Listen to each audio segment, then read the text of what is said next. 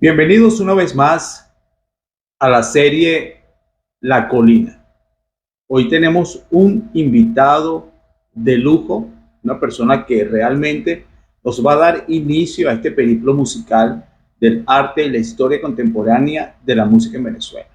Nada más y nada menos que el señor Juan León.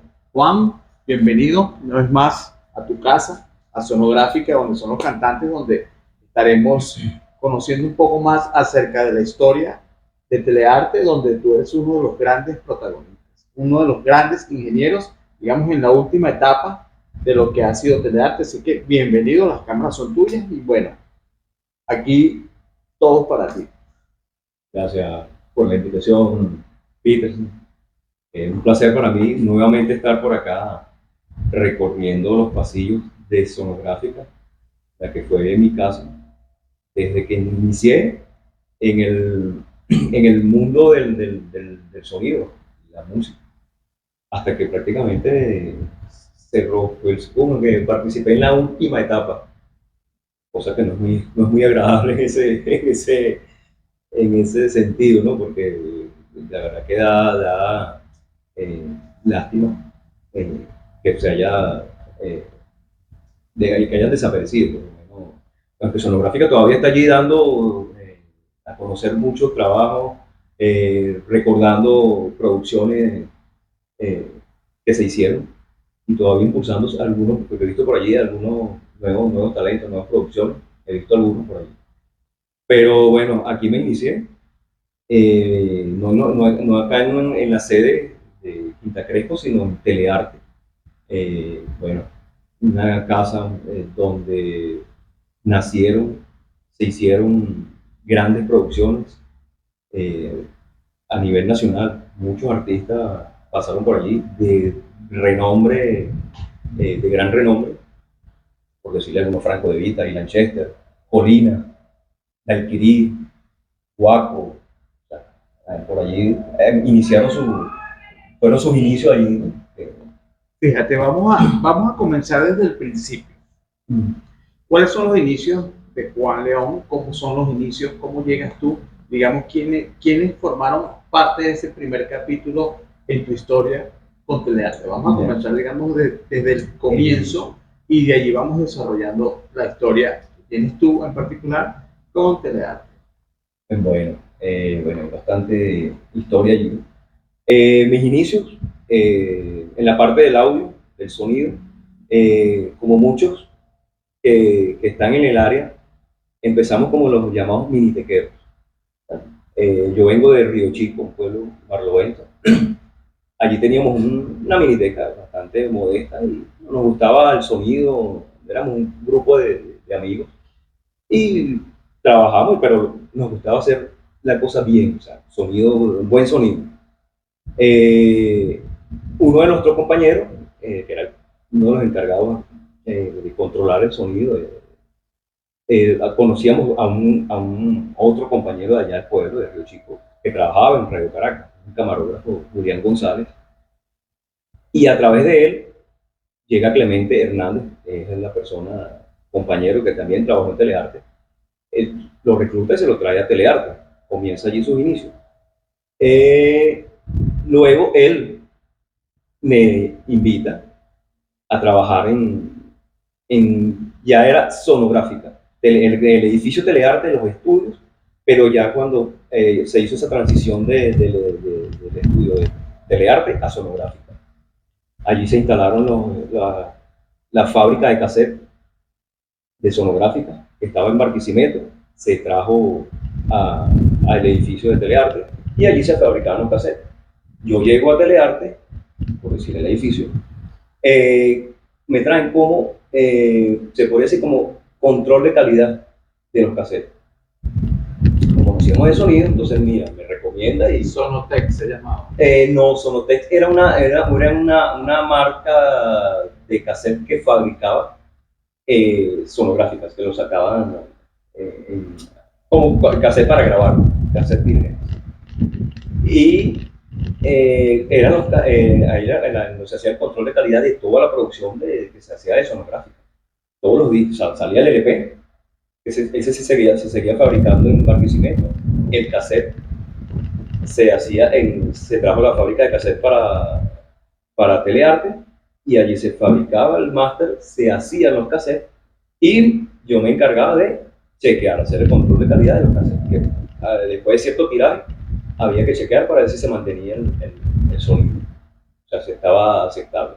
Y cada tiraje se iba chequeando, se iba chequeando. Yo fabricaba el máster, lo entregaba a los muchachos de la fábrica, ellos hacían, por decirte, después de cada 3.000 copias se chequeaba un cassette para ver si mantenía la calidad. Y así comencé yo, chequeando los cassettes.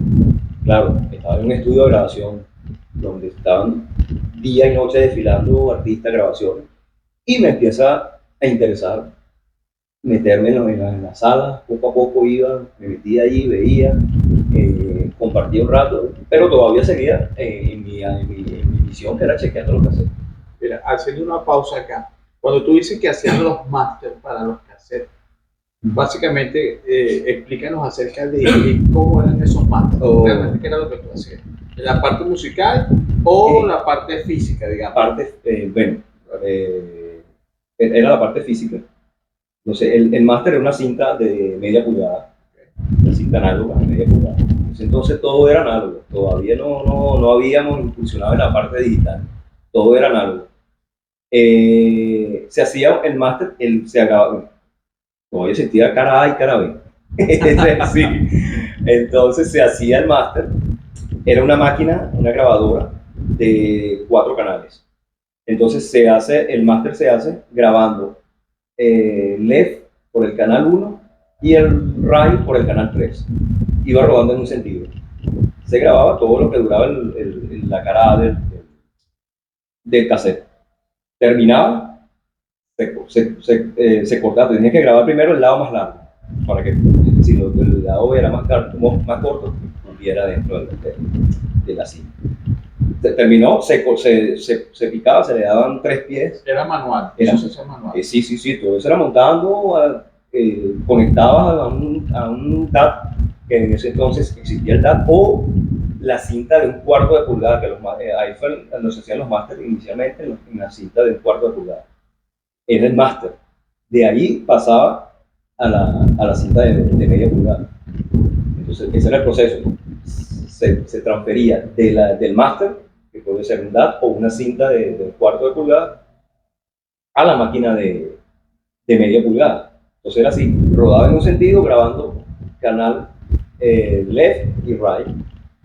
Luego se invertía, se grababa al contrario, grabando en las otras 2 pistas, que era el canal left right, pero era en el canal 2 y en el canal 4, para que quedaran igual.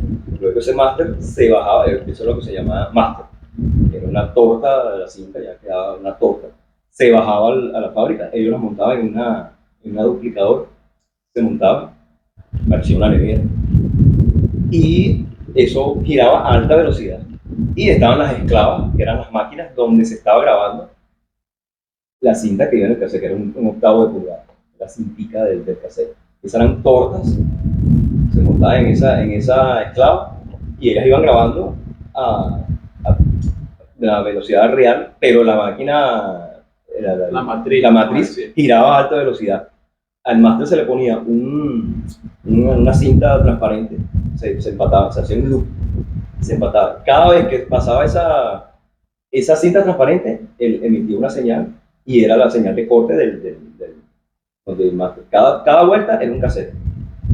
Y eso iba grabando. Cada vez que iba a recibir ese impulso, esa señal, ahí detectaba la máquina que iba a cortar. Y te hago otra pregunta.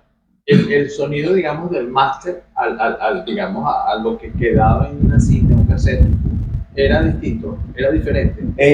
Siempre, claro, del máster a la copia, siempre hay una pérdida, pero era muy mínimo. En ese entonces era prácticamente el público. Era como un estudio. Yo te lo digo porque yo era súper fan de cassettes. Yo viví toda mi juventud, mi adolescencia con un Walkman aquí, full de pila, y un bolso Full de cassette. Entonces yo metía las... Y claro, los sonidos eran... habían sonidos malos, habían sonidos muy buenos. Sí. Y por eso era cuando uno compraba un cassette original, porque uno Claro. llamaba original, La el sonido diferencia era diferente. Y a veces cuando uno grababa en la radio, que hay un dicho que ligando que el locutor no puede hablar, claro, para que no te... porque uno no sabía cómo escribir una canción, no sabía el nombre de la canción. Sí, Yo, sí. por ejemplo, lo usaba mucho para hacer las cartas. Ah. ¿Sabes? Y escuchar la canción. Y entonces, bueno, hoy en día estamos con uno de los responsables de conocer esta parte de la historia. Sí. Entonces, bueno, continuemos con tu relato, Juan. Bueno, de ahí, para concluir el proceso de duplicado de los cassettes, después que se grababa en esa esclava, esa torta se llevaba a otra, que era la que llenaba en el cassette como tal. Los cassettes venían vacíos, solamente tenían los dos pedacitos, el pedazo de cinta blanca. Correcto. Exacto. Ese era el empate, ¿no? Ese empate. Entonces, había una máquina que llenaba esos cassettes. Eso era a velocidad impresionante, eso era rápido. Se le metían los paquetes de cassette vacío, de cassette vacío, se montaba la torta ya de la cinta ya grabada que iban a llegar. Y esas cintas se editaba, se pegaba. Y la máquina hacía el proceso de llenado de los cassettes solos. Empezaba a llenar cuando giraba y el cassette se iba rebobinando. Cuando pasaba ese impulso, la máquina cortaba y empataba ella misma. Y ya los cassettes salían llenos. Y ahí era donde venía el control de calidad. Ahí viene, sí, ya ellos los muchachos se iban llenando en cajas, e iban recogiendo, e iban llenando celdas. Y estaban las muchachas, que eran las empaquetadoras. Pero antes de ese empaquetado primero, o sea, después que se le pedía, después en cada máquina, después que pasaban 3.000 copias, recogían una y me la llevaban al estudio. Ahí iba chequeando a velocidad, ponía a rodar el cassette. Velocidad real. Velocidad real. Pero tú probabas uno solo. Y lo ponía a rodar. Uno de cada máquina. Uno de cada 3.000. Perdón, creo que eran 6 esclavos. Uno de cada esclavo. Ok. Exacto. Y cuando ya pasaban los 3.000, yo chequeaba uno de cada esclavo. Si se mantenía, no, la verdad está bien, te pueden sacar 1.500 más. Y digamos que cuando tú escuchabas esa música, digamos, lo que te tocaba hacer como la garantía, de esa prueba de garantía, eso es lo que te lleva a ti como que a distinguir la sonoridad única, claro, ¿no? del oído. Cuéntanos entonces esa transición. Sí, claro, entonces, ahí tú estás escuchando, mira, se te va desarrollando, porque tienes que afinar el oído a perfección, porque tú tienes que comparar el máster con la copia, y ahí tú ya notas cuando empieza a perder calidad. Y llega un momento que decías, ya, este máster, sácalo, ya tenías otro, dependiendo de la cantidad que se pide. ¿Había más máster? Sí, claro, había una copia. Siempre, mira, por lo menos los pedidos en ese entonces eran de 6.000 discos, 6.000 copias. Entonces se sacaba. Ya yo sabía que cada máster editaba para 3.000 copias. O sea, sacabas uno y ya tenías uno preparado. Exacto, para seguir las 3.000 más. Exactamente. Eso era por lo menos el primer tiraje del disco. Ya salió el disco por primera vez, se hacía un tiraje de 3.000. ¿Quién fue, digamos, de entre esos discos? Oye, mira, esto está vendiendo mucho. El disco al que se le hizo más copias, que yo recuerde, cassette. Pero hubo por lo menos, ¿te acuerdas de un cantante colombiano de salsa? El Cali Galeano. Cali Galeano. Yo me cansé de hacer eso impresionante. Y copias. Y después, cuando salió Romance de Luis Miguel, el 1, ¿no? El 1. Eran... Estamos hablando de Cali Galeano el año 93, más o menos. Exacto. Y Romance, Romance vino 94, sí, 94, 95. Primer Romance. Ahí tú todavía no eras parte, digamos, de la ingeniería de arte, ¿no? Todavía yo estaba en la parte de la fabricación de cassette, pero ya estaba incursionando, metiéndome en los estudios. Ya conocía gran parte de los ingenieros que siempre estaban allí, artistas, ya éramos conocidos, pero yo no trabajaba en los estudios. Empecé a meterme. ¿Y quién te da esa primera responsabilidad? O digamos, mira, ven acá, siéntate ahí. Bueno, primero vino, obviamente, para tú llegar a un escalón por escalón. Sí. Ya estaba en los estudios. Ya estaba ahí como que sí, codeándome con la gente de la música, la grabación, la producción. Ya después, por lo menos, el trabajo era de 8 de la mañana a 5 de la tarde. A veces yo me quedaba un poco más y en esos horarios de 7 a 8, 9, que había que por lo menos hacer tirajes, se pedían tirajes grandes, yo me quedaba después ahora haciendo los másteres para que el siguiente día llegaran los muchachos a trabajar. En esos ratos yo me metía en los estudios, yo estaba grabando, por lo menos estaba mi amigo Clemente en estudio, yo me metía en el estudio con ellos a ver el proceso de grabación, empecé a ayudarlo, a recoger los cables, mira, ayúdame ahí. Así se empieza. A recoger los cables, ya iba conociendo un poquito más, viendo. Me acuerdo que en ese entonces, uno de los productos que se estaba grabando en los proyectos, Zapato 3. Wow, Zapato 3, ahorita me acuerdo el nombre de ti. Separación es, creo que el tercer disco. Creo que fue el último que salió. Sonográfico. Ese disco. Se está grabando Separación. Ahí participé bastante porque ya me metía más en el estudio. Estaba no grabando, pero sí recogiendo los cables. Ya me hice amigo de Turban Laverde, que fue el productor de ese disco. Con Jimmy Page, sí. Que trabajó con Jimmy Page. Wow. Pero que en esos puestos también trabajó con Tina Turner. O sea, eran gente de peso. Bueno, comencé a meterme ya. Esos fueron uno de los primeros proyectos donde yo me metía ahí, calculaba por allí, nos dan a buscar un micrófono, mira, ponen un 414, a lo alta, iba al archivo, se lo pedía al muchacho del archivo y llegaba, veía al amigo cómo nos montaba, y chévere. Y así fue conociendo, poco a poco, metiéndome. Ya más o menos empecé a conocer la microfonía y chévere. Eran proyectos que se grababan a la par, por lo menos en ese proyecto también, en esos tiempos se estaba grabando un disco de Un Solo Pueblo y también, o sea, en la mañana se grababa una pauta, en la tarde entraba la de Un Solo Pueblo y así, ¿no? Entonces manejando los géneros, rock, folclore, salsa, después en la noche, o sea, había de todo. Pero entonces ya conocí ya la microfonía, cómo se microfoneaba, empezaba a ver cómo se microfoneaba la batería. Y ahí fue más o menos ya, me fue como que interesando más el área. Agudizando tus sentidos musicales, tus oídos musicales. Yo recuerdo que estaban grabando en ese entonces un disco de Colina, el último disco que hizo Colina con Sonográfica. Bueno, después que regresó Colina, es su primer disco, pues, después de su retorno. Lo estaba grabando Hermes Carreño, el ingeniero Hermes Carreño, que en paz descansa, uno de mis mentores también. Y lo conocí allí. Lo primero que le dijo, tú eres amigo de Clemente, tú eres los minitequeros. Yo sí. Eso es la guataca, eso es lo que tiene guataca, eso es lo que se necesita aquí, lo demás viene después. Y así fue, o sea, ya trajeron por lo menos una de las herramientas principales que era el audio. Y bueno, comenzamos ahí, ligándome con ellos, viéndolo cómo trabajaban, más que todo en la parte de microfonía. Yo empecé más que todo viendo la microfonía. En la consola veía muchos botones y decía, uy, esto es enredado. Entonces, bueno, empecé a ver la microfonía y así fui, metiéndome poco a poco.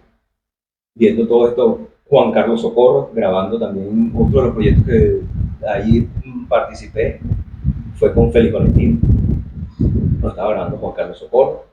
Fue uno también de los ingenieros con los que yo más trabajé y de los que más aprendí. Y Juan Carlos en esos momentos, digamos, era el jefe de los... Era uno de los por decir, de los duros. De los duros, como uno decía en el arco, uno de los duros, Juan Carlos. Juan Carlos inició Telearte.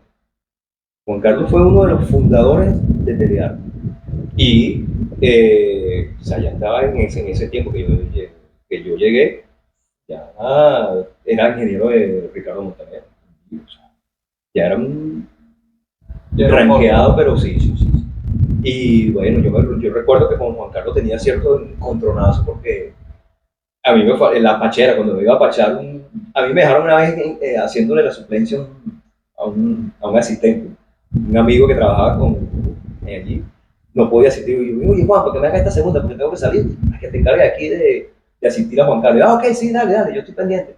Entonces me dice, no, yo te voy a dejar todo conectado, eso no van a necesitar más nada, tú simplemente estás pendiente, cuando te llamen, ven. Y yo, no, sí, sí, dale. Yo estaba haciendo unos máster extras esa noche.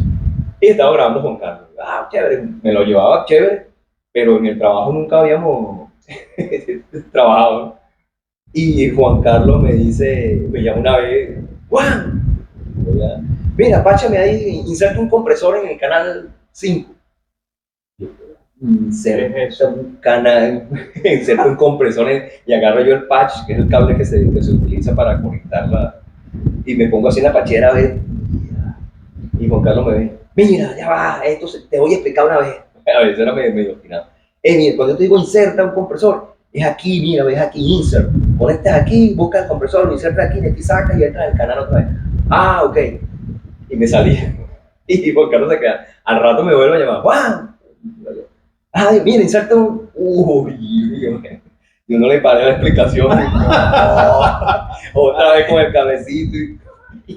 Juan Carlos, bueno, pero te lo voy a tener que volver a explicar. Mira, ¿qué es esto así? Esto lo va a ver Juan. No, sí, sí, sí, mi hermano Juan Carlos. Esto, y te lo voy a volver a decir, con esta aquí. Bueno, Juan Carlos, pero si tú sabes por qué no lo haces tú. Eran rebeldes también. No, yo sí. Oye, pero después dije, no, Juan Carlos no quiere saber más nada de mí, más nunca. Pero seguimos allí trabajando y no, después nos hicimos. Juan Carlos, los discos que grababa él en Telearte, cuando no podía grabar él, los grababa, seguía las grabaciones yo.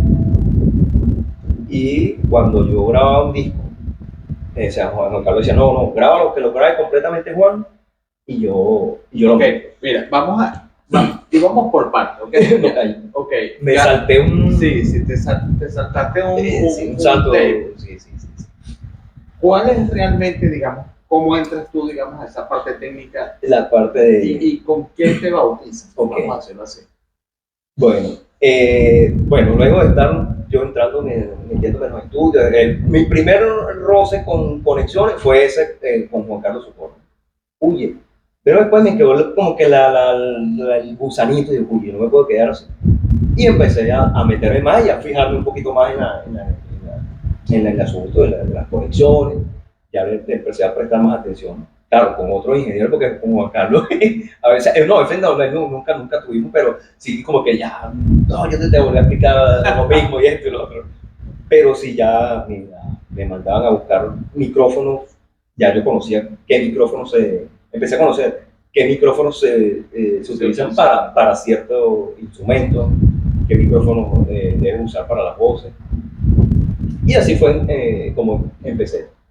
Ajá, ya iba a buscar, pues mira, ya llegó un momento en que, por lo menos ya en la pauta, decir, mira, vamos a montar voz. Ya yo sabía qué micrófono tenía que tener listo, ya sabes qué micrófono usa el ingeniero, tal ingeniero. Pues mira, viene Juan Carlos Socorro, yo sé que Juan Carlos utiliza para la voz tal micrófono, vamos a grabar percusión, yo sé que Juan Carlos monta tal y tal micrófono en las congas, si vamos a grabar congas, en la batería.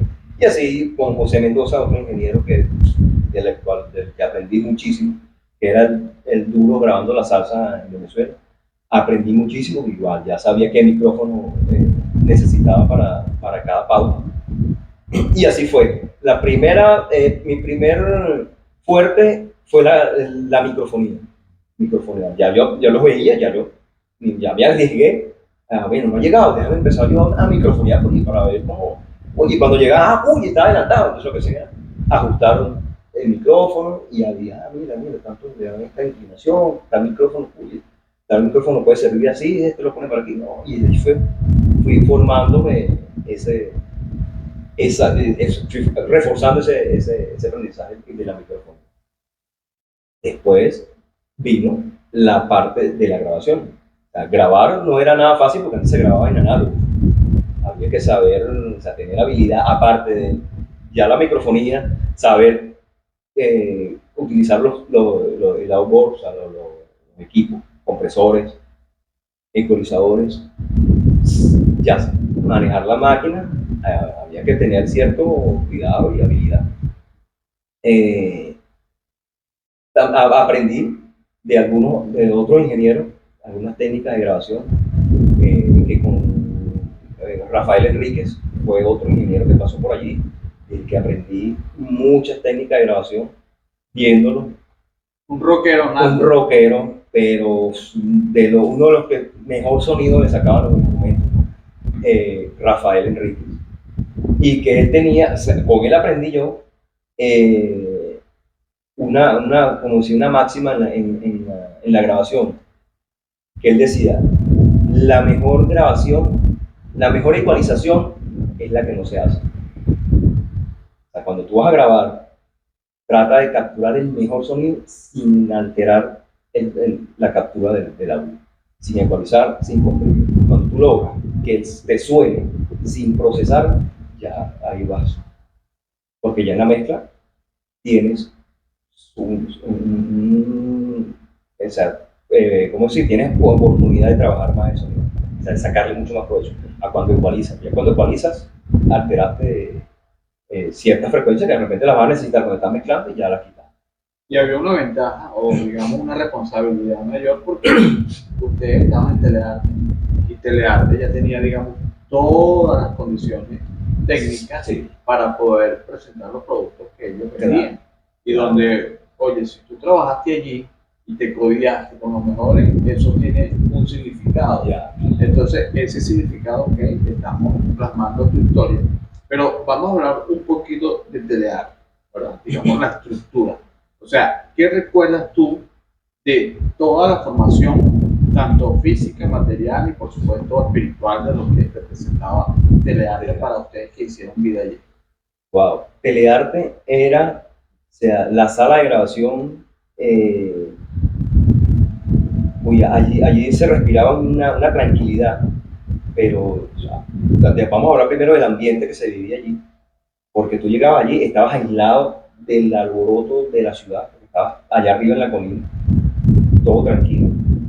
Luego entrabas a la sala, una sala súper acondicionada acústicamente, una de las mejores salas, bueno, en el momento, en los 80, fue la mejor sala de grabación de Latinoamérica. O sea, era la sala, o sea, eso sí era un estudio trabajado con todo el concepto de lo que era acústico. O sea, era el estudio A, que era la punta de lanza de Telearte, que era una sala que el piso era flotante. Ese piso era montado sobre resortes. La acústica allí, eso estaba aislado. Tú entrabas allí, cerrabas la puerta y los oídos te escuchaban el pitico de los oídos, porque era cero. Wow. O sea, a veces el sonido de una aguja se escuchaba. O sea, era incómodo. O sea, cuando entrabas por primera vez, cerrabas la puerta, era incómodo, porque o sea, te sentías en un vacío, pero no oía absolutamente nada. O sea, la acústica era de verdad impresionante. Era una obra maestra para la música. Sí. Eso era una estructura que era de verdad construido con todas las leyes de la acústica, respetando todas las normas acústicas. ¿Y cuál fue tu primer encuentro, digamos, con esa sala? Bueno, cuando yo llegué a Telearte, la sala estaba, porque en la transición de Telearte a sonográfica, claro, pasaron tiempos, empezaron a deteriorarse ciertas cosas, o sea, no hubo ciertos mantenimientos requeridos y empezó como que a fallar algunos equipos, y cuando se hace esa transición, deciden parar el estudio A para hacerle una remodelación. Siguió trabajando en una sala pequeña que estaba abajo, era la sala B, y se grabó gran cantidad de proyectos, mientras la sala A se reacondicionaba. En ese tiempo pasaron varios años, la sala inhabilitada, lo que era la parte de grabación, el control room, inhabilitada. Tenía la consola, funcionaba, pero no se grababa allí porque se desconectó la máquina, la multitrack, la máquina de 24 pulgadas, se bajó a la sala B y ya no había grabadora en la sala A, solamente estaba la sala. Mi primer encuentro con la sala A fue, en la sala A era donde yo chequeaba los cassettes. O sea, imagínate, la acústica del control room, yo colocaba los cassettes y allí era donde yo chequeaba, o sea, ahí yo sabía hacer la perfección del sonido era allí. Estaba como solo, en la NASA. Exactamente, o sea, estaba allí escuchabas todo. Allí empecé yo a chequear los cassettes en la sala, en el control room. Después se pasó todo a otra sala mientras ahí se iba a comenzar el acondicionamiento. Y a veces había proyectos, porque después estaba la sala parada, se estaba grabando en la sala la sala de grabación era más pequeña y a veces eran, por lo menos iban a grabar una sesión de cuerda, eran 20 personas, abajo no cabían. Entonces allí se empezó a utilizar la sala, metíamos los músicos arriba, tirábamos un snake desde el piso arriba por las escaleras y lo conectamos en la... Y todo era por control. Por el talkback. O sea, porque el talkback ya estaba conectado, el retorno estaba conectado al snake y se escuchaba todo arriba. No como si estuvieran ahí, pero estaban arriba. No lo veía, pero... Y el sonido llegaba inmediatamente cuando mira, cámbiamele, súbele. Sí. Por la distancia no era mucho. Y así grabamos las sesiones grandes. Se empezó a utilizar la sala A. Recuerdo que eso fue lo hicimos, empezamos a utilizar con Juan Carlos Socorro en el proyecto de Félix Valentín. Tiramos, porque se hizo una sesión de cuerda, como eran como 30 músicos, y se ubicaron arriba y tiramos el snake y grabamos abajo. ¿Estamos hablando de qué época? 95. 94, 95. Estamos, creo que se grabó ese proyecto de esa manera. Así estuvimos usando la sala como un año más o menos. Después sí dijo, mira, vamos a remodelar el estudio. Muy importante. Entonces ahí sí se paralizó todo y se compró una consola. Más moderna, sí, una consola semiautomática. Y primero se empezó a hacer ahí se cambió toda la estructura de madera del control room. Ahí sí se le hizo una variación al diseño. Digamos por la nueva tecnología. Por la nueva, sí. Pero eran aún análogos las máquinas. Seguía siendo análogo. Nosotros estuvimos grabando en análogo allí un buen rato. Y tenían muchísimo mejor sonido que las producciones de hoy en día, ¿verdad? Sí, claro. Porque todo era manual y era como... Sí. La diferencia, bueno, ahorita ya con los convertidores análogos pues, ya se ha mejorado bastante, pero todavía, cuando se inició la era digital, o sea, estaban los dash, ya no estaban las máquinas de 24 tracks, que eran a 2 pulgadas, empezaron a salir los dash, que eran las multitrack digitales. Costosísimas. Aquí en Venezuela fueron pocos los estudios que llegaron cuando tú me dices digitales, exactamente cuál es la diferencia, cuál era esa variación. Claro, la diferencia era en la nitidez del sonido. Ya no había el roce de cinta, el cabezal era distinto. Había un cabezal de roce, pero la cinta tenía mucha más capacidad para atenuar ruidos. O sea, tú oías siempre oído, por decir. Un ejemplo. ¿Qué canción, qué disco, digamos, tuvo esa variación o ese, digamos, ese base generacional, por llamarlo así, de lo que era lo análogo a lo digital? Dime, por ejemplo, mira, el último disco fue Juan Luis Guerra, pero bajo lo análogo, pero ya lo digital, el primero es fulano de tal. Claro. Es como que difícil. No recuerdo. Recordar qué disco en qué disco se dio como ese salto del análogo a lo digital. Pero sí, ya, por lo menos ya fuera en Miami, Londres, pues, pero siempre ha sido la cuna del sonido de la grabación, o sea, allí ya pues, podría decir que ya en los 90, ya, no, sí, ya en los 90 se estaba grabando en digital, en los DAS. Incluso cuando acá a Venezuela llegan, las grabadoras digitales ya estaban incursionando en otros sistemas que eran empezando a grabar en disco duro. O sea, cuando llega una cosa que ya estaban dando los primeros pasos exacto, en otras plataformas. Todavía con los DAS había el roce de cabezal con cinta. Entonces, pero la diferencia de sonido, la nitidez era considerable. Tú notabas el sonido análogo, o sea, cualquiera persona que estuviera en el audio se daba cuenta, pero igual, la persona que conoce de audio se da cuenta que la grabación digital en ese entonces se perdía peso en la grabación digital. Por la costumbre que existía, ¿no? Porque ya los convertidores tenían ciertas cosas que ya perdía ciertas, por lo menos en la parte del peso, el grave, habían pérdidas que no la daban. Pero bueno, con todo y eso se siguió el boom del digital.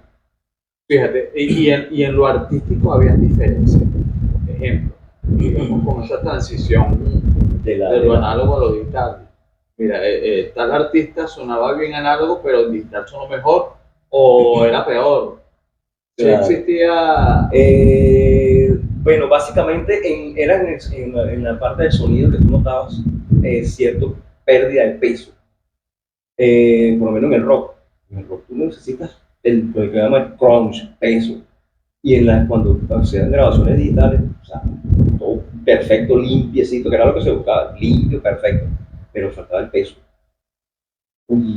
¿Qué banda, qué grupo, qué cantante más o menos tuvo esa diferencia considerable que tú puedes decir, oye, mira, sí, tal artista? Y por lo menos, claro, lo que pasa es que en ese entonces había tanta se mantuvo la mezcla de todo eso entre análogo y digital, que lograr determinar cuál fue el primer disco y con cuál notaba la diferencia. Bueno, ahorita de verdad, ciencia cierta, no podía darte una con qué disco, pues. Un nombre exacto. Exacto, sí, porque hay una mezcla ahí pero en el la verdad que no me viene ahorita una producción donde tú pudieras decir, comparar. Eso podría ser como una tarea, puedo decir, para una segunda parte. Bueno, sí, hace una segunda parte, sí. Pero fíjate, ya hemos adelantado un poco, digamos, tu participación con Telearte, pero ahora ya yo voy, digamos, a una pregunta más personal. Diga, ¿cuál es la primera responsabilidad que tú comienzas a tener en las instalaciones de Telearte ya como ingeniero? Como técnico. Sí, me salté un salto bastante grande. Mi primera vez detrás de una consola ya sabiendo, dominando un poco más la microfonía y todo eso, fue grabando, se está grabando el disco, creo que fue el primer disco de Luis Silva como sonográfico. Año Enfurecida sería. Enfurecida. Cuando fue a la OPI. Se estaba grabando ese disco, pero la parte llanera, se está grabando la parte del disco en llanera. El ingeniero que estaba a cargo de la grabación, Carlos Guerrero, era el encargado de grabar ese disco. Él vivía en La Victoria. Todos los días venía a La Victoria para Caracas a grabar. Un día se le accidentó el carro, no llegaba y tuve que pararme yo y ver, ya están los músicos, se está grabando las voces ya. Y nada, mira Juan, graba tú. Wow. Así, eso fue sin anestesia. Y yo, wow, entonces, no, tranquilo Juan, ya tú sabes que el micrófono se usa, ya tú sabes a qué distancia lo tienes que ubicar, o sea, más o menos ya la microfonía sabe. Pero bueno, vamos, sea lo que yo quiera. Ya yo tenía más o menos mis conocimientos, pero uy, o sea, sí, no era un disco de un principiante, no era una maqueta, era un disco y un artista ya en ese entonces ya, Estaba pegadísimo. ya tenía, o sea, recorrido, o sea, era de respeto ya en ese entonces. Bueno, digo yo, ya no conocía porque yo había asistido a la grabación. Bueno, nada, pues, Carlos Guerreiro no puede llegar, bueno, vamos a comenzar a grabar hasta que él llegue. Bueno, sí, vamos a darle. Un micrófono, hice mi prueba, chequeé mis niveles y empecé a grabar. Ahí empecé yo a grabar, grabando la voz de ese disco de Luis. Chévere, llegó Carlos Guerreiro, no llegó. No llegó. Al siguiente día, cuando llega, yo, mira, antes de que comencemos nada, ande y escucha todas esas voces. A ver, como que porque yo entre los nervios y la cosa, como que se me nublaron los ojos. Yo tengo un poquito, no, o sea, por decir algo, no, pero, o sea, mira, o sea, yo escuché todo bien, pero mira, óyelo tú. Sí, demostrar Revisa, respeto también. exacto, revisa que todo haya quedado, oye, efectivamente, yo no, Juan, Está graduado. todo está bien. Ok, chévere, gracias a Dios. Pues, seguimos, ya yo hice mi primera grabación, pues, lo que hice fue ponchar las voz, pero lo de ponchar las voz en el análogo, eso es, hay que tener habilidad con los dedos a la hora de entrar y salir los ponches. Porque ahí no había, oye, me equivoqué, vamos a undo, ahí no existía. Eso es borraste, vamos a grabar otra vez. Wow. Ahí sí, porque a veces cuando habían detallitos en las voces que eran precisos, una palabra, la mitad de una palabra, hasta una S, se ponchaba. Y eso era fracciones de segundo. Uy, ya, o sea, desarrollé cierta habilidad, ¿no? Esta parte, ponchando en la máquina. Oye, y por lo menos por esa parte había, o sea, dominio con la ponchando. Entonces, ya hice mi primera grabación, monté mis voces, ya había como que, mira, Juan puede grabar. Claro, ya era como un alivio para todos ellos. Claro, porque algo ya estabas aquí. Y ya sabía que, oye, Juan, bueno, pero eso era voz. Ya tú se montas el micrófono ahí, pones tu pop para que no. Ajá. Pero ya grabar un instrumento era otra cosa, todavía no me había tocado. Viene la segunda oportunidad, creo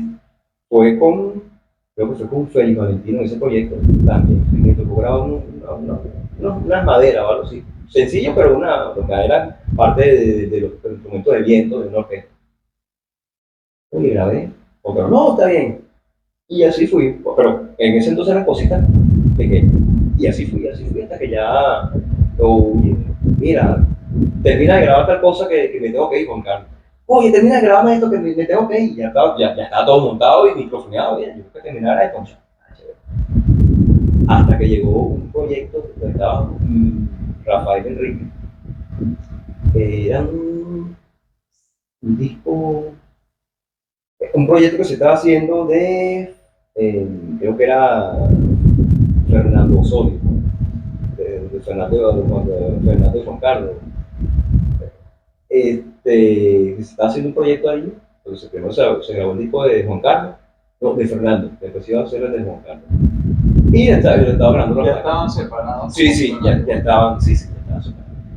Y Rafael estaba grabando parte de ese proyecto. Y yo escuchaba las grabaciones de Rafael. O sea, sonaba ya, eso está mezclado. No, eso es solamente subiendo fader. Eso sonaba ya como si estuviera mezclado, sonido impecable. Ahí me quedó Entonces yo digo, oye, Juan, ¿cómo te va a ti? Porque nosotros no nos veíamos mucho, porque Rafael grababa las pautas de las nocturnas. Ya ahí ya yo estaba en mi casa. No sé, le decíamos el vampiro porque le gustaba trabajar, era esa pauta de 9 hasta amanecer. El vampiro. Sí, mira, Rafa. Rafael también viene para acá. Sí, oye, un saludo, Rafael, que yo aprendí muchas técnicas de grabación. Y él me decía que lo mejor era no ecualizar. Era la mejor grabación que se hacía, no ecualizar. Y te acostumbrarás a grabar casi que un disco listo. Sí, exactamente. Que te suene sin ecualizar. Si logras eso, ya de ahí en la mezcla tienes camino medio camino andado. Entonces, Rafael me pregunté, mire, ¿qué es esto? Y yo, no, ya yo, ¿estás asistiendo todavía? Y yo, no, sí, sigo asistiendo. Y yo, no, pero no has grabado, no, sí, yo grabé tal voz, tal esto, tal esto. Ah, ya tú grabaste. Ya tú no eres asistente, ya tú eres un ingeniero. Es que tú grabas, ya tú te graduaste, ya estás haciendo como decir, la pasantía de ingeniero, ya estás. Y yo, bueno, chévere. Y ahí sí ya empecé, ya como asistente, pero ya grababa. O sea, ya me daba la responsabilidad de grabar. En ese entonces vino la grabación del primer disco de Mulato. Echa para allá. Hecha para allá. Se hizo los demos, yo participé en la grabación de los demos, las maquetas con Mulato, que Mulato era un grupo. Pablo con varios compañeros de una banda que tuvieron ellos entre bandas, eso fue una mezcla entre varios. Hicieron Mulato y se hizo el demo, la maqueta, para presentárselo a su radio. Total que en el camino no sé qué pasó. Esa transición, fíjate, eso que tú estás hablando allí, eso no lo conocía yo. O sea, ustedes también hacían un demo para presentar un proyecto. Sí, claro, porque en Telearte había 3 salas de grabación. Era la sala A, que era la principal, estaba el estudio B, que era un poquito más pequeño, y estaba el estudio C, que era una sala pequeñita. Para grabar voz. Se hacían locuciones y todo eso. Y allí se llegaba, por lo menos los artistas que de sonográfica les pedían un demo, los mandaba a grabar en el estudio C. Ellos llegaban con sus secuencias, sus cosas. Solamente allí montaban voces, una guitarra, cosas así, que eran por línea, teclado. Y bueno, se grabó la maqueta yo después que empezaba, ya yo trabajaba en el estudio C. Ya ese estudio C era como pan comido para ti. Exacto. ¿No? Terminó de ahí, sí, ya grababa, ahí hacía mis maquetas y todo eso. Allí, chévere. Después bien, se da el proyecto de Mulato. El proyecto de Mulato fue el primer disco que se grabó ya en la sala renovada. Ese es el primer proyecto. El primer proyecto que se grabó. Que viene siendo el mismo cubículo. En la misma sala, pero ya con el control room renovado. O sea, la consola digital, el monitoreo nuevo. Y ahí se graba el primer. Wow, eso no lo sabemos. Sí, lo grabó Juan Carlos Socorro y lo co-grabé yo. O sea, ingeniero, yo asistía y grabé parte como... ¿Aparece en los créditos del disco? Sí, pero creo que aparezco como asistente todavía porque para que te dieran el crédito de ingeniero había que rodar un poco. Grabé gran parte del disco Hecha para allá. ¿Qué tal fue esa experiencia? Cuéntanos algunas anécdotas. Sí, no, buenísimo, porque hubo una química. Había un feeling. Sí, porque, bueno, el reggae es algo que todo el que con el reggae se moleste. Y tú tienes pinta de salsero. Todo el mundo, sí, no, y todo el mundo dominó algo de percusión. Pero eso en los ritmos nos dominaba muy bien. Todo el mundo decía, uy, tú eres músico. Yo estudié algo de música también, de chamo ya en Río Chico. Y la grabación de ese disco fue, de verdad que es una experiencia bien agradable, súper, porque el productor de ese disco fue Fernando Rojo. Y Fernando era muy súper receloso con los sonidos. Porque en ese entonces él hacía el programa en 92.9 de reggae, era los sábados en la mañana. Él tenía un programa que era puro reggae. Y bueno, dominaba del género, a él le dan esa y estaba en pleno furor el reggae. Sí. A él le dan la responsabilidad de producir el disco de Mulato. Y ese disco luego pasa a la serie esta Baywatch, ¿no? Que ahí es donde eso fue una estrategia que funcionó, eso fue un invento, una cosa que se idearon ahí. Creo que estuvo uno de los ideólogos de esa campaña fue Tito Correa, que estaba en sonográfico. Era se encargaba de los artistas, director director artístico, se le ocurrió, porque claro, cuando el tema de Baywatch, ya un disco emulado tenía. Yo estaba rodando, pero nadie lo conocía muy bien. El primer tema que sonó de allí creo que fue Chapayán. Eso fue la locura. Bueno, durante la grabación de ese disco fue de verdad que bien agradable. Yo recuerdo que el tema de Chapayán, escuché en los comentarios cuando se hacía durante la grabación, ese era como un tema para completar. Pablo se lo hizo a su mamá. Pablo es mulato, se lo hizo a su mamá porque en ese entonces había la crisis, de eso el tiempo el dólar iba hasta los años 95, y todo el mundo vuelto loco, la inflación. Y bueno, que madre no se preocupa, la inflación. Entonces, y Pablo le hizo ese tema en honor a la cultura de su mamá y plasmó que bueno, funciona ahorita en cualquier momento ese tema. Y el tema no es un tema como para completar el disco. Y resulta que ahí está ese tema que. Entonces, comentamos pues que este es el disco donde tú haces tu primera incursión ya como que grabando así. Con más responsabilidad. Claro, porque estamos trabajando con Juan Carlos Socorro, que es el ingeniero del disco, él es el ingeniero del disco. Fernando, que era bastante exigente, con Fernando, porque él era muy exigente, pero la misma química que se desarrolló durante la grabación permitió que todo fluyera de una manera bien agradable. Allí yo grabé varias cosas, guitarras, unos bajos, unas voces. O sea, las cosas fluían, pero muy bien. Mira, ¿y cuál es la satisfacción cuando tú ya ves el producto? Cuando ya sientes y sobre todo que se convierte en un éxito. Wow. O sea, tú te sientes, mira, o sea, es como que si un padre, cuando da una madre da a un hijo, por algo así, la satisfacción que dices, wow. Cuando lo escuchas en la radio, no tanto cuando lo terminas, mezclaste el disco, uy, eso suena espectacular, pero sonó bello, el disco, mira, unos arreglos espectaculares. No lo oyes en la radio. Cuando tú logras oír tu tema en la radio, wow. Lo logré. Ese tema ese es maravilloso. ¿Y se convierte eso en un ego? Mira, depende de cómo lo manejes. Digamos, no un ego negativo, pero sí un ego sano. Claro, porque te da, oye, mira, o sea.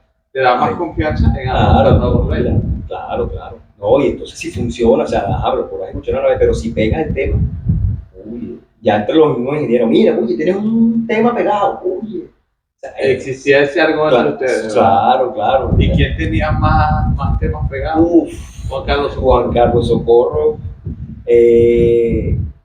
Miguel Ángel Arralde, que habían participado en Pollo Protección. Juan Carlos Socorro grabando, estuvo participando que se contrató de guitarra. Sí, la época, digamos, de cantantes realmente. Sí, Miguel Ángel Arralde, Jordanos. Tú que entras ya, digamos, en otra generación, digamos, una generación de relevo importante en un estudio sumamente importante, digamos, y que fue uno de los primeros en Latinoamérica. Incluso lo comparaban con el Abbey Road de los Beatles. Oye, entonces, ya tú con esa responsabilidad, ¿qué sigue más adelante? O sea, ¿cómo comienzas tú ya a ser protagonista de la historieta? Bueno, ya una vez que ya tienes, como decir, la experiencia, aunque poca grabando, pero sí ya, o sea, grabando productos, participando en productos de nivel. Y ya tú ves que por lo menos las participaciones en la grabación que hiciste, o sea, oye, están a la par de lo que, o sea, no tienes ningún detalle, mira, no vale, lo que yo grabé suena menos que no, porque ya tú vienes curtiéndote con estos ingenieros, los productores que también eran súper exigentes. O sea, tú tenías que dar lo mejor, o sea, no había, no, que tú no puedes, no, quedó más o menos, no. O sea, tienes que mantener el averaje de lo que se viene haciendo. O sea, no había, ya grabé 3, 4 temas, pero ya están a nivel de lo que está en el disco en general. Ya empiezan a darte cierta responsabilidad de proyectos. primer proyecto en ese, después ya había tenido tiempo participando en grabaciones como ingeniero auxiliar. Fue. Se me olvidó. Es que creo que fue disco completo. Digo, completico. Si mal no, Omar Enrique. El disco donde sale, bueno, el primer disco, no, segundo disco de Omar Enrique. Porque el primer disco era un disco que ya llegó al estudio se vino de Maracaibo ya con el disco grabado, y en el estudio se le hicieron algunas mejoras, se le agregaron unos ciertos arreglos, y se completó prácticamente en el estudio el primer disco, y se mezcló. Entonces, viene siendo Omar Enrique ese primer protagonista de tu historia como ingeniero desde Telearte. Bueno, fíjate, ya nosotros estamos llegando, digamos, al final de la historia en este primer capítulo contigo. Ahora, yo quiero, digamos, hacer ya una remembranza de lo que fue esa última parte de tu persona en Telearte. De cuando tú estás, digamos, en la parte de fama y aplauso, y por supuesto, digamos, finalizando esa historia, ¿verdad? Donde obviamente vamos a dejar algunas cosas allí pendientes para un segundo capítulo. Claro. En fama y aplauso, eso fue en el año 2001, si mal no recuerdo. Nosotros terminamos fama y aplauso, después vino...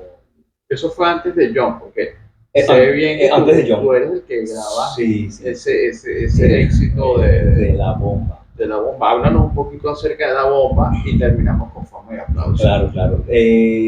La historia con la grabación de John, yo ahí grabé como 4 temas de ese disco. El primero fue un cover que se hizo de un tema que sonó mucho en Europa, sonando en Europa en ese entonces, la bomba. Y se trajo por la parte de la disquera Universal, que en ese entonces fue cuando hubo esa fusión de Sonográfica y Universal, y ellos trajeron como esa idea, porque John había salido del grupo de la calle, creo que se llama, creo que es de la calle, y entonces estaban como tratando de, mira, vamos a buscar a ver qué género trabajamos con John. O Zona 7, ¿no? No recuerdo bien tampoco. Creo que es Hijo de la Calle, si mal no recuerdo, pero me corrijan por allí alguien cuando vea algo. Y digamos que esa también es una nueva etapa, y quizás una de las últimas en lo que fue ese fervor con la nueva historia de Sonográfica, en unos nuevos tiempos donde pegaron. Sí, porque allí empezó, claro, antes se trabajaba todo, la mayoría de los proyectos eran acústicos, y allí se empezaron a fusionar partes bastante electrónicas con instrumentos vivos. Ese proyecto estuvo a cargo de Luis Romero, y a él le encargan, mira, vamos a hacer un tema con John, vamos a ver cómo funciona, y le entregaron ese tema. Entonces, bueno, lo oímos, él dijo, nada, vamos, él quería que fuera exactamente al original. Luis se encargó de hacer el arreglo, bueno, por decirle el arreglo, o sea, descubrir todos los arreglos y hacer el tema exactamente igual. Grabamos todo y montamos la voz. Y ahí nos buscamos las medidas, emulando, esto lo trabajaron así, pero ya ahí sí ya estuve de lleno, grabación, todo. Entonces ya era, digamos, sí. Claro, ya en la grabación, porque yo grababa, pero todavía no había mezclado. Yo te comenté al principio que grababa y mezclaba, acompañaba en la grabación y mezclaba con Juan Carlos o José Mendoza, o sea, Carlos Guerrero, o sea, pero de mezclar todavía no había tenido la oportunidad de mezclar un tema o sea, ya de un artista. Exacto, había hecho demos, pero un tema así, no. Luis Romero me dice, vamos a darle. grabamos, montamos la voz y dijimos, bueno, vamos a mezclar. Y vamos a echar el bicho, mezclamos el tema, ahí nos dimos durísimo mezclando el tema. Y me acuerdo que ese tema se mandó a masterizar a Los Ángeles. ¿Es en Los Ángeles o Miami? No, creo que fue en Los Ángeles. Y eso era análogo, ¿no? Eso mandaban el material completo en avión. No, no, la mezcla, eso era análogo, grabado en análogo, en multiplaca. Y se mezclaba y se mandaba el dato en un cassette, pero digital, al máster. Se hacía el máster en Los Ángeles. Fue que se hizo, pero wow, cuando regresó de allá, era un superpower. Sí. Recuerdo que allá estaba un ingeniero compañero de nosotros que fue y asistió allá en el máster como para cerciorarse de que quedara como la orden que tenía. Y cuando regresó, se metió en la radio, lo fue y todavía sigue sonando. Todo, sí. Todavía. Y ese fue uno el primer tema que yo, primer número 1. Entonces tienes ese récord, oye, mira, estamos hablando con uno de los responsables de la historia musical digamos, de los nuevos tiempos de la música, cuando ya la música comienza a tomar otra dinámica. Exacto. Y por supuesto, la industria pues también cambia muchísimo. Entonces, cuando tú pasas ya, digamos, a esa parte de Fama y Aplauso, ¿cuál es esa transición? Sí, ya cuando Fama y Aplauso, ya yo tenía recorrido suficiente en telearte y en el medio, en la grabación, ya, o sea, tenía como que cierto reconocimiento, pues, tanto por los productores como por los ingenieros. Viene a Radio Caracas se le ocurre la idea de emular el reality Triunfo, Operación Triunfo, lo que se llama. Operación Triunfo, correcto. Se hace acá en Venezuela un formato parecido. Y es el centro de operaciones fue todo en telearte. Para eso se hizo una remodelación en la infraestructura de todo lo que era el área del edificio. Se montaron cámaras por todo, se remodeló todo, se construyó la vivienda allí y para todo ese proyecto. Comienza el casting para la selección de los muchachos. Primero hicieron casting a nivel nacional, o sea, en las grandes ciudades del país se hicieron casting, eso era una locura. Después que se seleccionaron cierta cantidad de muchachos, se hizo un casting de todo eso en la colina, en telearte. Y el que estuvo a cargo, juntamente con los productores del programa, Carlos Lamo, estuvo el señor Diony López, que para descanse, Ringo Jagua, que era el gerente de variedades en ese entonces, creo, del canal. O sea, se hizo como una reunión, mira, vamos a hacer el casting, ya aquí, de aquí salen los que van a quedar en el programa. Y empezamos a hacer el casting. Se hace una selección, yo participé en todo ese proceso, dando me pedían ciertas opiniones, y bueno, yo aporté ciertas opiniones y todo eso, hasta que se seleccionaron los 20 muchachos, creo que,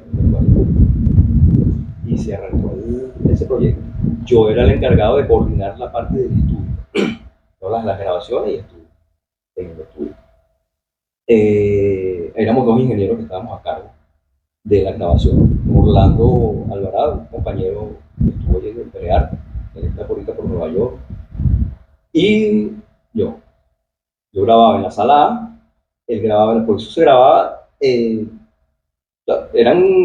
grababan como 23 temas. O sea, los temas que cantaba cada muchacho. Hubo un grupo que se hizo que se llama el Grupo de los 7, creo que se llama, que fueron unos que estuvieron como que a punto de clasificar, y como los muchachos eran más, se hacía un tema para ellos, y después el tema común, que lo cantaban todos. Era un tema cada uno, el tema de los 7 y 22 temas más o menos. se grababan durante toda una semana. O sea, empezamos el lunes. O sea, el lunes entregaban el repertorio, tanto a los a los muchachos. Mira, este tema que te tocó. El domingo hacían ellos el sorteo, creo. Hacían el sorteo y entonces, mira, te tocó todo. Y el lunes entregaban creo que les mandaban a los productores un correo con los temas que le tocaba a cada quien. Ellos empezaban a investigar la música y empezar a hacer los arreglos. El lunes empezamos, el productor que tenía adelantado, empezamos a grabar el lunes.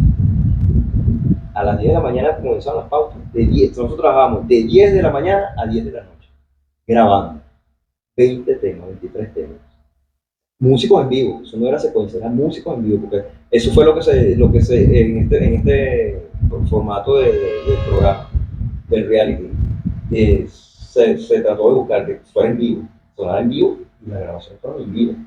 Todos los músicos arreglos y montados por sesión, pero era grabado, no era secuencia. Y se empezó a grabar. Nosotros grabamos el lunes a miércoles, dejamos grabado todo.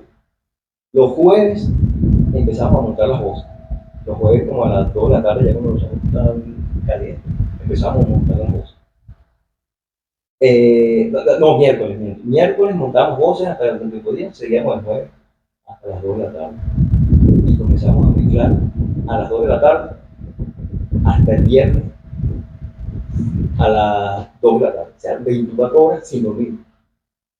Mezclando 23 temas. O sea, eso era corrido.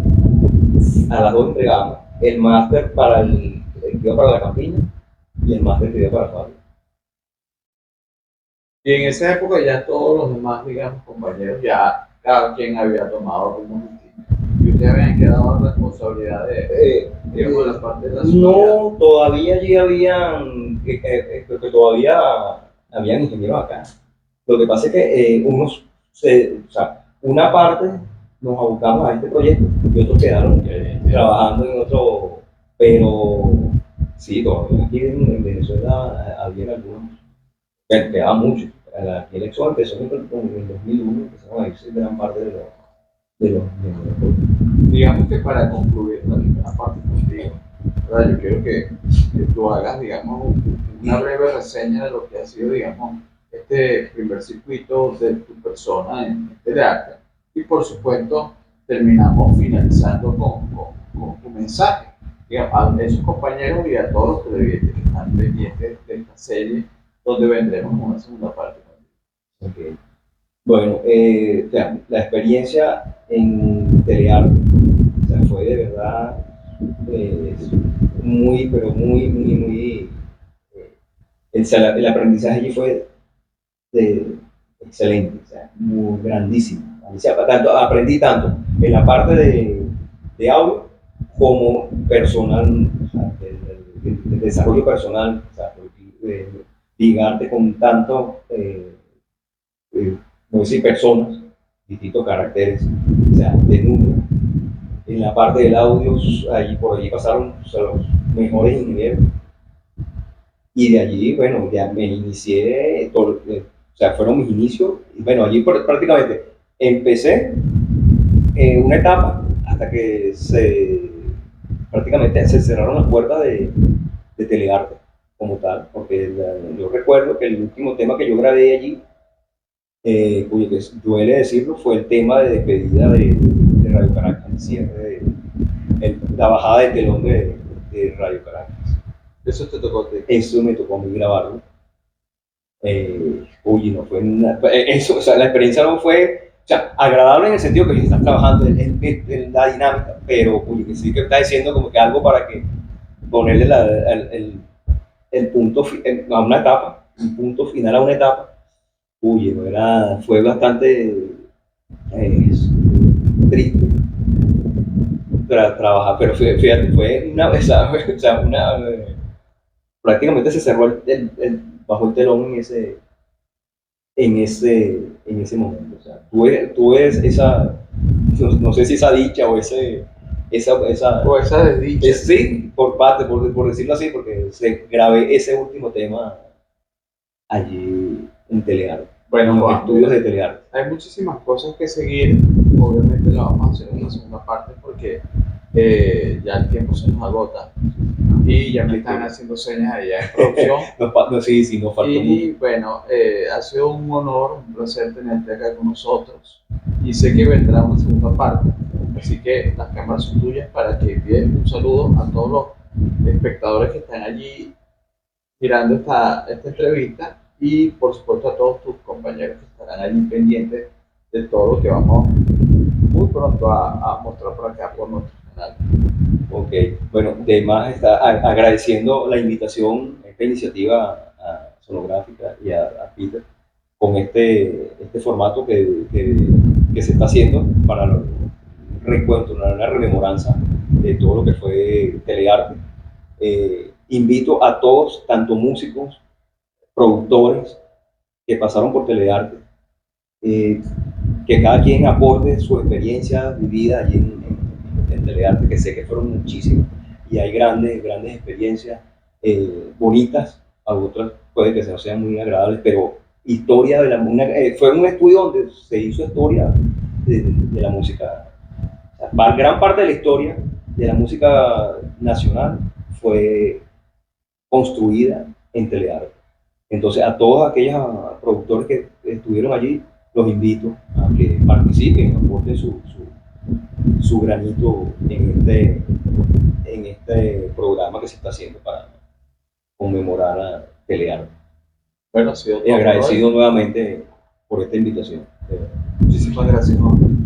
Un honor tenerte aquí. Espero, bueno, para la segunda vuelta. Ha sido todo por hoy. Rock and roll. Queda como